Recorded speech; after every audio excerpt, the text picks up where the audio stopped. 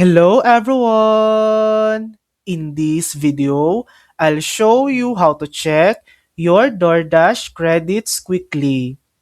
First, open the DoorDash app or go to the website and log in.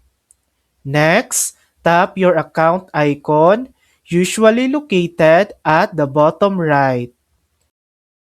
From there, go to Payment under Account Settings. Here, you'll see your total credit balance, including any promos, gift cards, or refunds. You can also view your transaction history to see where your credits were applied.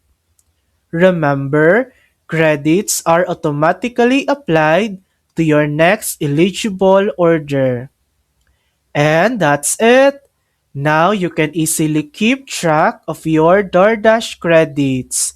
Thanks for watching. If this video helped you, please like and subscribe for more helpful tutorials.